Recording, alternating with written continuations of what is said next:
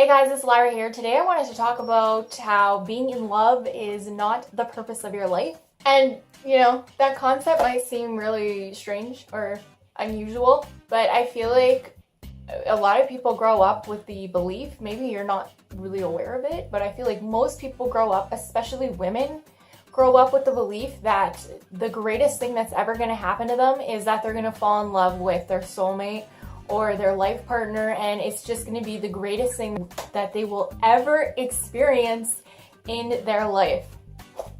This is what you're taught as you grow up. You watch movies, you read books, media, magazines.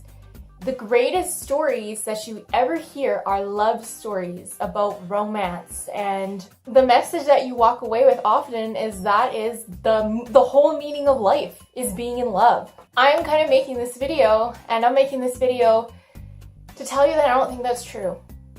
I don't think this is true. This story that we've been told, it's not true for everybody. Certainly not everybody. I think that we're all here to, yes, find love, to experience love. A huge part of life is love. But there are so many different kinds of love, and the other types of love, aside from romantic love and maybe even companionship, are love creatively, creative love. Finding love through the act of creation and through those types of love stories are never told in movies, and in books. And maybe there's a reason why. Obviously it wouldn't be as interesting, but those kinds of loves are just as valid, if not more valid or more enriching, depending on who you are and your situation, than a romantic love would be. You can fall in love with an idea, a sculpture, a painting, a song, a dance. You can fall in love with machines, logic, reason, philosophy. Could I go on? You know what you've fallen in love with. Okay, let's talk about love that doesn't involve people. And I'm not saying that's not an important part of life, because it is, but it's not the only part of life. And that's kind of what I have an issue with. I feel like our aims in life are so imbalanced, and we put so much priority and energy into relationships, and often so much so that's the basket that we're putting all of our eggs in. And no, you can experience love in so many other ways. Learning how to love just being, just existing, just right now,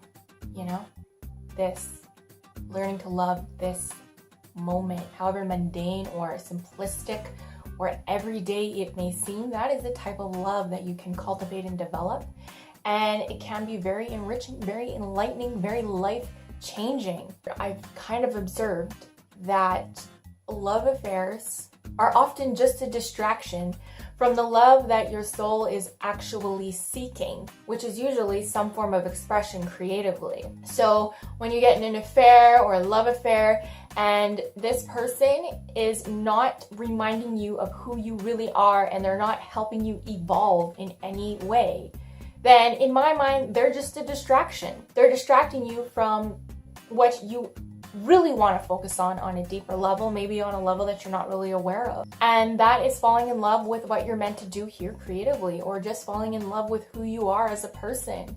Learning to love yourself. I want to leave you guys with the message that your creativity is your most valuable asset. It is your most valuable asset. I cannot stress that enough.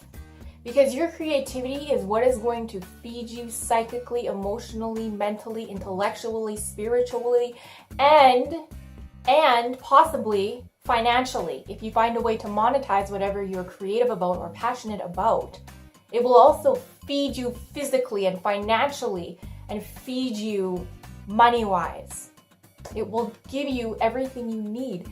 And it will also feed others. You will inspire others through your creative works, so you're feeding both yourself and others.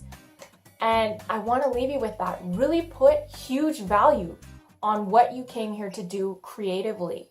What did you come here to leave behind, discover, share with others? It is just as important to others as it is for you. So if you don't have anything creative going on in your life right now, figure out what it is and then focus on it, double down on it, concentrate on it, realize that it's going to take a lot of hard work to cultivate whatever you're meant to do here, but it's it's why you're here, right? It's one of the reasons why you're here. Also having a family is why you're here. Also having friendships and companionship is why it's here. But like I was saying, it's not the only thing. You got to balance everything out, okay? And your soul wants to express. It's a very deep and intrinsic need that you need to address. And I feel like not very many people, I'd say the average person, doesn't do this. They do not honor what their soul wants. All these ideas I'm getting from the book called Women Who Run with the Wolves by Clarissa Estes. That's where I'm getting most of these ideas from. So, you know, if you're wanting more ideas like that, just check out the book. I hope this helps somebody out there, and, you know, just think about what you're here to do creatively. Okay, bye.